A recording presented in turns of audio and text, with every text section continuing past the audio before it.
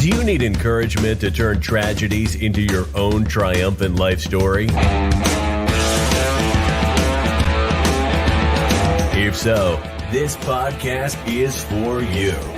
Listen to powerful guests who have persevered through challenges so you can gain strength to build your championship life. The host of Professor of Perseverance podcast, Dr. James Purdue. Hey, come on in. Today we're going to talk about how the life comes at you and how you could hit rock bottom and still drag, claw, pull yourself up and be back on top. Okay, today our guest here to share her story of doing that, hitting rock bottom and going to the top again. Hey, welcome to the show, Lucie Quigley.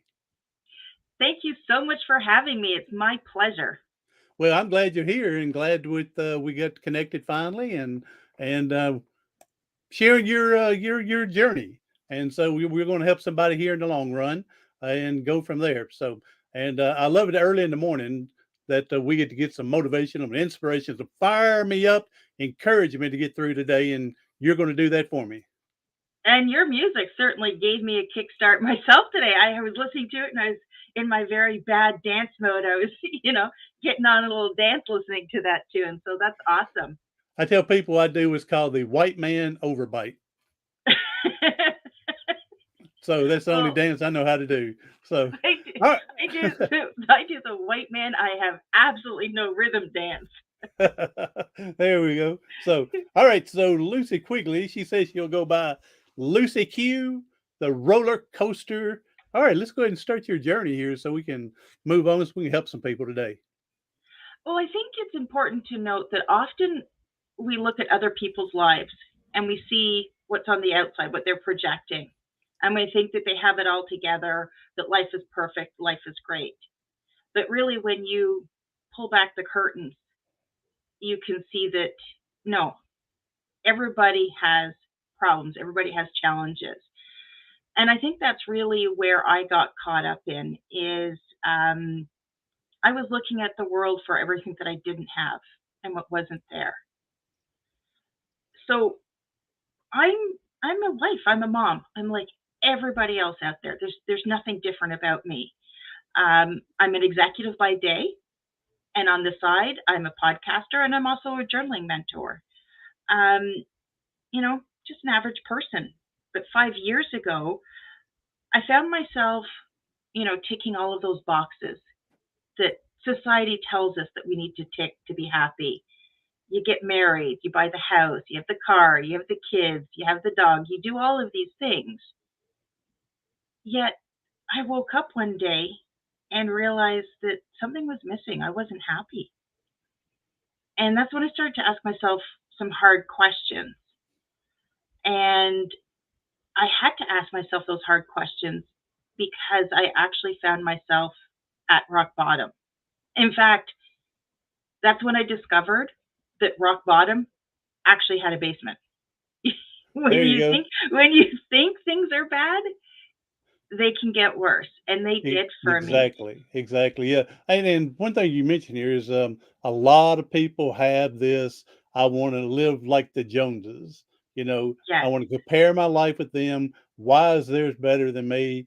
And instead of being grateful what you have, being thankful what's going through. And when we start comparing, that's when we start getting what's going on here. I don't have this. Why don't I have that? So. Yeah, the comparison game will literally suck the life out of you. Exactly. It really will. Yes. It takes all the joy out of life, playing that comparison game. But it's not. What the sad thing is? The sad thing is, you and I will be looking at somebody else. Their standards higher than not standards, but they have more than us. Okay, and then we're going, well, why don't I get that? Why have I not gotten there? I'm just as hard working as they are. But then there's somebody that's below us, and they're looking at us saying the same thing about us. Yeah. So that's where, I try not to. I'm not perfect, but I try not to do the comparison game. But I catch myself in it. It's hard not to because, you look at social media, you look at what traditional advertising is throwing our way. We're constantly bombarded with these messages telling us that we're not enough. So is it any wonder that we end up playing this comparison game? Do you think I have my own answer, but let's say here, do you think this comparison game is different for women and men? Do you think it's Ooh, harder for the women compared to the man? you know, I think it's at different levels, and Mhm. it plays on different things. I'm the mother of two adult sons, and I'm fully aware of society's expectations of men. Even I had this conversation with my husband that men are raised to be, they're told that they have to be the strong ones, they have to be the Mhm. providers, they have to do this, they have to do that. So that then feeds into their own checklist that they're comparing themselves to. Mhm. Women, we were raised, you have to be the good girl. You have to do these things. Also I was raised in the 80s, which was when really women were starting to become, you know, a force on their own in the workforce. But we had to Hey, play like the men. I remember in the 70s when women out burning their bras and everything, and I'm a mere teenager and I'm burning my mom's bra. I'm all for it. I'm all for it. She said, "What are you doing?" So I'm celebrating women, getting y'all. I'm burning your bra. Boy, she didn't like that too well. But No, yeah. I guess not. They're not cheap. um, but and women were told that yes, go out and have a career, but you still also have to be that perfect mom. And that was projected in a lot of the TV shows that we've watched growing up. You look at something like uh, Growing Pains or Family Ties, they all have very strong mothers that ran these perfect houses and perfect families, and they also had these perfect careers. So I think in general, I think we're both set up, but what we're set up to fail on is a different list. Yeah, yes, totally on that, and I do agree with you. They're at different levels, but when we come down to it, I think the women are judged harder than the men. And again, because women are growing up to do what the man says, to do everything, be if you want to have a good husband, you got to learn to cook, you got to learn to clean, you got to learn to. I think the women, the females, that y'all have a little bit harder than we do. I think, and again, like you said, we all have different levels. But all in all, I think it's a little tougher for the women. That's very interesting to hear. It is I told you I was because burning my in mom's bra in the 70s. I'm telling you. So, and my mom was a single mom. My dad died when I was young, and she raised three of us by herself. And so that's why I say I know how you saw strong it women can. differently. Yeah, I've seen Yeah, how strong women can be, and for all rights, they've got to be strong because raising the children, raising their husband, having everybody cook and clean and everything like that. Work now, back in the 70s, she stayed at home while dad worked. But now it's a two income family. And yeah, so she's working, then she got to come home and work again. yeah. So, The day only ends when you close your eyes sometimes. yes.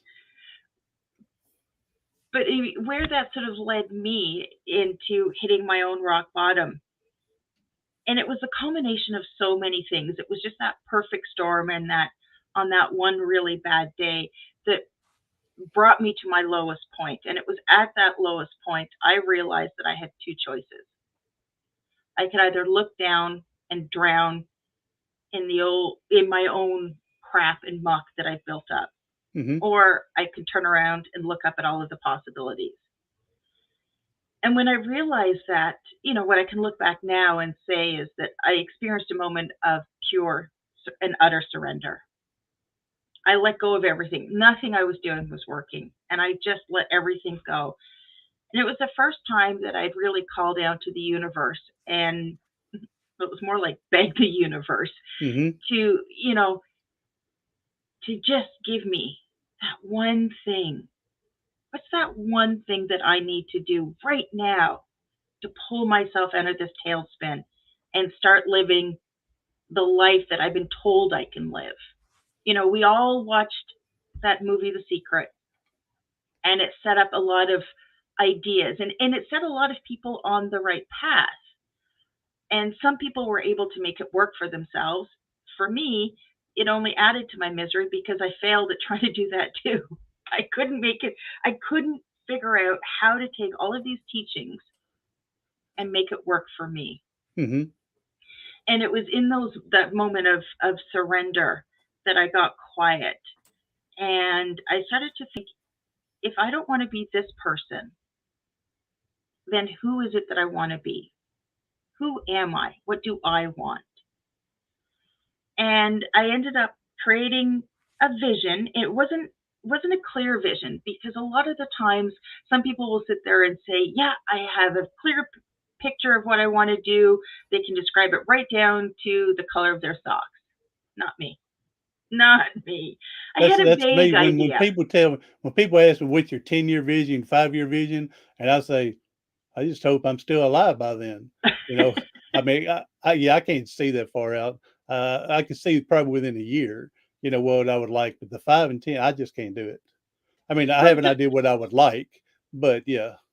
but it's a ridiculous question, because how can you say who you want to be in 5 years based on who you are today? Because presumably you're going to learn and grow. Exactly. So you can't really say who you're going to be in 5 years. You can't even say who you're going to be in a year, Mm-hmm. because you don't know what life's going to throw at you. That's But right. what I could do is, for me, I knew how I wanted to feel. And that was enough for me to create a blurry, let's call it a blurry vision. Mm-hmm. Mm-hmm. It's a blurry vision. I knew there was something, I knew there was a better version of myself out there. And that's what I started to think about. Who was that person? How did they spend their time? How did they think? How did they treat their bodies? How did they manage money? All of those things. And I wrote down 5 points about who that person was. And I got up the next morning and I wrote out those 5 things again. Eventually, over time, I kept repeating the process. And eventually, over time, I took those 5, it was just 5 simple bullet points, and I turned them into affirmations. And I also tied into my why. So Mm-hmm. every morning when I get up, I write out my 5 power statements. Over time, I also crafted my own gratitude passage, because, again, gratitude, it's so important, but it's also really hard to start to figure out at the beginning, especially if you're not on the best of ground. If Yes. you're in the middle of dealing with challenges and obstacles, it's really hard to be grateful when all you can see around you is the Your crap that you have to problems. deal with. Yeah. Yeah, Yeah. problems. Exactly. So yeah. So for They me, tell us to be thankful for the journey. That's easy to say when someone's got out of the journey. To sit back and go, yeah, I was strong getting through that. I can use that later. Yeah, but I'm not thankful as I'm going through it as I am after I get out of it. I didn't used to be, but now, because I have a very firm morning practice. Mm-hmm. My journaling practice involves my affirmations. It involves gratitude. I meditate. I've also started tapping. So I start my days putting myself first and being very grounded. What that means 5 years later is that when I am going through those challenging times, I can get curious about myself, about my choices, my actions, my reactions, and I'm able to become an observer in some sense of the situation, where, yes, it's stressful, yes, it's crappy, but I find myself better equipped to say, okay, this is just a bad day. This is just a bad short period of time. It's not forever. Mm-hmm. And what is it that I'm learning? What is it that I can build on? And it helps. It helps. It doesn't eliminate, but it Mm-hmm. helps make bad days better. Well, yeah, yeah, and I love the journaling. I don't do it as often as I really love to, but I love the journaling because a year from now, you've gotten stronger, and you go back and you go, oh man, I forgot I beat that problem. I beat that challenge. I forgot about what I went through that. And look where I'm at today. Yeah, I love because we forget once we get out of it. And so I love the journaling. You can come back 5 years and go, what? That happened and I did that? Yeah, I love the journaling. Journaling is probably one of the most underrated tools that we can use in whether you're talking about self-care, self-growth, self-love, any of those things. Journaling is probably one of the most powerful tools that we can use. And within journaling, you can encompass affirmations, you can encompass gratitude, you can encompass all of these other great tools. But simply setting up the practice and creating it as a habit it's a game changer. Oh yeah. Jamie, hey, thank you for coming in, Jamie Brewster. Hey, got to get Ricardo out again to visit your establishment and get a little walk in. So thank you for coming in. Yes, thank you for the positivity that you're sharing here with about me. Thank you. Oh, you're just too kind with that. Appreciate it, Jamie. All right, so Jamie, this is Lucie Q. Jamie's here listening to us today this morning. So, all right, so yeah, love journaling, love the gratitude. And so once we get going, and so what else would you recommend someone to help them dig their way out of a falling hole there into the rabbit hole? My second greatest tool is meditation. And I know, I'm a talker in everyday life. I talk. I was that kid in class that they would always make sit at the front because they would hope to get me to stop talking. Didn't make a difference. No matter who you put beside me, I'd keep talking. And that's because I have a very busy brain. So meditation for me is challenging. My husband, on the other hand, can slip into a meditation in seconds. It's really annoying. Really annoying. But for me, how I counter that is there's hundreds, thousands of videos on YouTube that you can find with different guided meditations, and they help you bring a little bit more focus if you have a busy brain. But I meditate maybe 10 minutes a day. And I am now I can slip into those moments of peace much easier. And for me, meditation, it creates that sort of inner calm. And it's an energy that you can help carry it throughout your day. And when you mention meditation, that could be praying, that could be your little chant, it could be a moment of silence.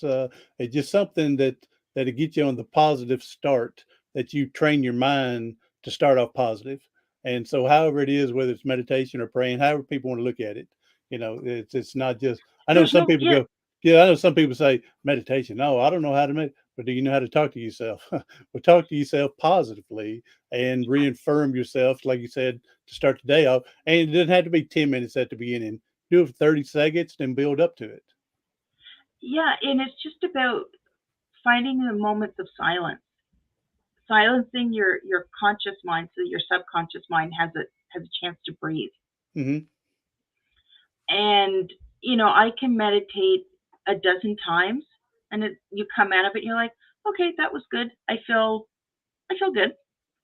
Every now and then I'll have a meditation where a nanosecond of a thought will come out. And it is so clarifying to a situation that I'm dealing with that you step back and you go, wow, I never realized that before. Holy cow. And it's those, and those are the moments that you meditate for. It may take you 100 times before you get to that point in time where you have those moments of revelation. But it's important to keep doing it. It's like any exercise, any new task that you're taking. It takes time. It takes practice. I went to this seminar, I guess you would call it, one time, and one guy says what he does for his meditation is he sings. I know they say quiet time, but he'll go like he said it'd be like Oh God, thank you for letting me get up today and give me another day. Oh God, this is beautiful and everything. I'm got to go in there and brush my teeth now and get all good.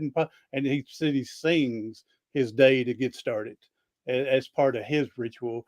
Uh, Again, for the meditation. Again, I'm one of them. When I used to study in school, I had to have a TV going and radio going because if it's too quiet, I feel like I'm missing something.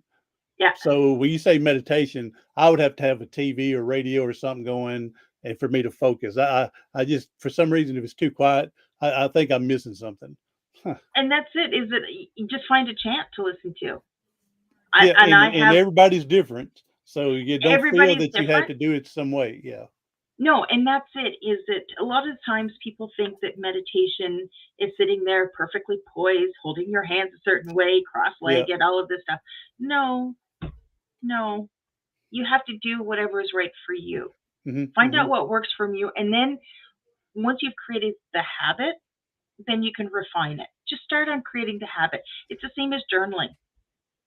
If you're staring at a blank page and you don't know how to write, just write one sentence. Today I feel like dot dot dot. At the end of the day, I want to feel like dot dot dot. And if that's all you can write, start there.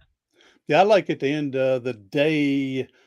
Other people have mentioned this as well. That my journaling basically is 5 things found grateful for today.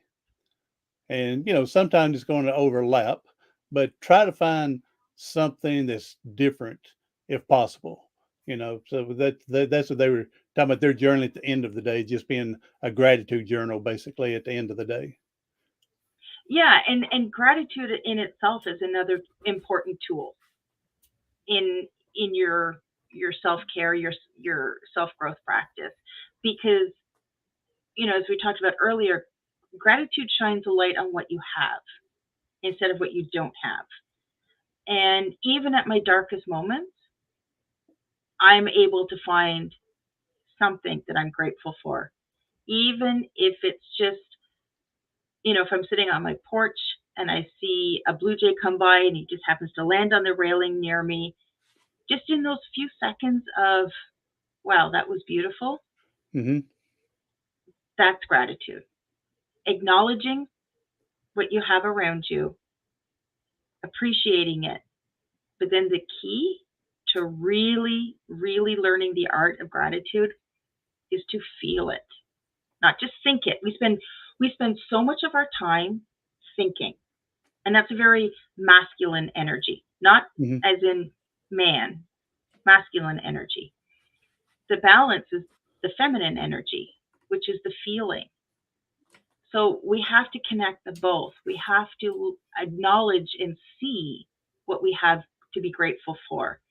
Then you have to feel it, to really feel it. And if you're having trouble engaging with gratitude, just think of one thing, somebody that you love. I mean, for me, if I immediately want to connect my mind and my heart, I have this one picture of my husband and my two sons standing on our beach, arms around each other, and all I have to do is call that memory to mind, call that picture to mind, and I can then start to feel it in my heart, hmm and then work from there. Yeah, so I'm the sports person, so I would tell people, if they're a sports person, there's nothing. I mean, great with the family life, awesome with that. I'm not married, so that's why I'm with the sports person. So I tell people, think about your first touchdown you ever scored, or your game-winning home run, or scoring the three-pointer at the buzzer, and think about that big win to get you back in the mood to get you started again. So, And that's it with gratitude, is you have to think it, but you also have to feel it. hmm And once oh you yes. feel it, that's what locks it in. hmm That's what locks it in. Yeah, And exactly. Like and I said on the game winning thing, remember the energy, the the feeling, yeah. fans, the fans that are yelling and screaming and supporting your teammates picking you up. Yeah, yeah, exactly. Relive that whole experience. Yeah. Yeah. And then, from there, you're able to, it shifts your perspective on things. And I find myself now just, when I go on my morning walks. I live on the east coast of Canada in the province of Hmm. Nova Scotia, and just down the end of my street is this beautiful, I think it's about a 5 kilometer sand beach. So Hmm. quite often, at low tide, we'll go for walks down there. And there are some mornings, the way the sun hits everything is just, you just think it's heaven on earth. It's so Yes. beautiful. It's so perfect. And in those moments, I can feel the gratitude in me. I don't have to see anything. I can feel it in me. Whereas before, I could just walk down the beach and go, oh, yeah, it's a nice sunny day. Hmm. And it just kind of passes. But now it's that emotion. A lot of people think that gratitude is an action. I also like to think of it as actually an emotion. Hmm. I mean, I can see that because again, there's so much energy and vibe all over the place, and it's going to raise your emotions as well. People are again go back to family life or scoring the touchdown to win the game, and then they're so emotional they're crying. So or they're so emotional that they're fired up and they can't sleep for 2 days. So yeah, it's definitely emotion involved with it. It's not just a single layer. And, I think if you can find the time to start prioritizing yourself and putting yourself first, in for me, it's a morning practice. I do all of this in the morning because otherwise the day gets away on me. And by the time I get to the end of the day, my head's too full. I can't do it. So I start my day off with it. And if I look back over 5 years, when I started this journey, I was I was lost, I was broken, I was unemployed, I was very unhappy.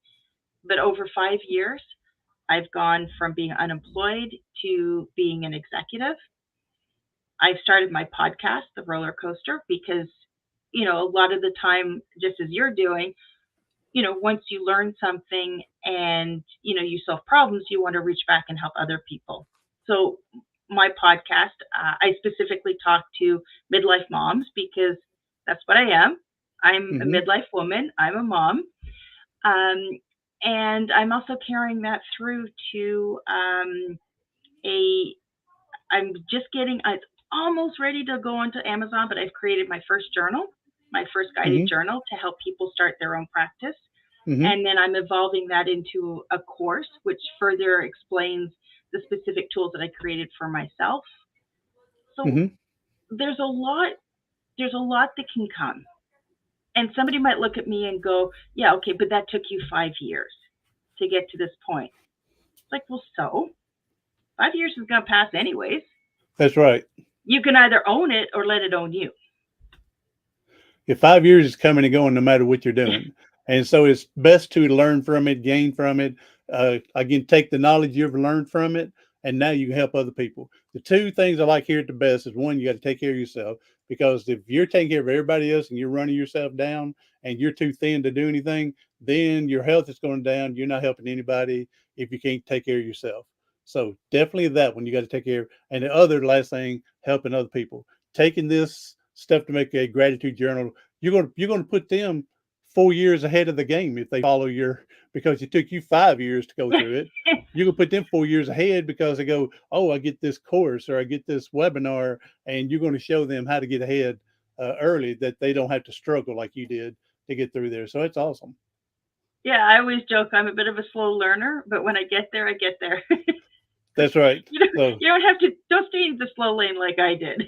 I hear you. I Don't hear you. do that.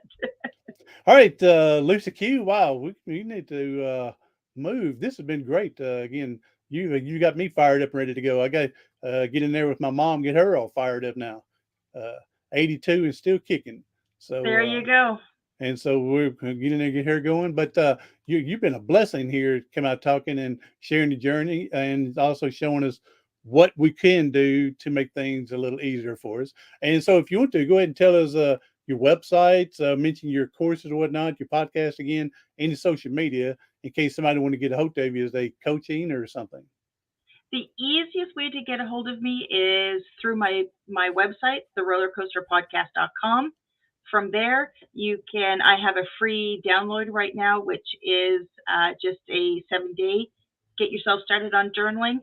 You can connect with me on social media through there. You can send me an email. You can find about everything that I'm working on. All right, awesome. And I'll put that linked, and I'll go ahead and find your other links as well and put them all on there for you as best we can. And so appreciate that. Man, you have definitely been a blessing. So It you has tell your been my husband, pleasure. you tell your husband you're a blessing. Whether I'm sure he knows that by now, but you let him know that the world is going to find out more about how blessing you are to other people. So, all right, Lucie Q, last thing here. We know there's people hurting and struggling. If you can leave us with one big positive nugget that can help them get through today, that's going to be awesome. My message to you is you are enough. So often in life, when we're comparing ourselves, we're actually telling ourselves that we're not enough, we're not worthy. And it was one of my problems. But you are enough. Exactly how you are enough. You just need to see it for yourself. They need to go back and watch Saturday Night Live and watch Wayne's World. You're worthy. You're worthy. So go and get that trapped in your mind. So, all right, Lucie Q, thank you for being on here. Man, this has been a blessing again, getting me all fired up and ready to go for today. And so everyone else, hey, share this out to someone you know that's struggling a little with, maybe not all the way down the rabbit hole, maybe not in the basement, hopefully, and let them get some advice and a way to claw the way out and how to get started anyway. And then maybe they can come find Lucie Q on the website. Go to her podcast, Roller Coaster, and get some ideas from there with other moms. So everyone else, I'm Dr. James Perdue, the professor of perseverance. Thank you for being here. Do something today, tomorrow, something next week that's going to help you persevere past your paralysis.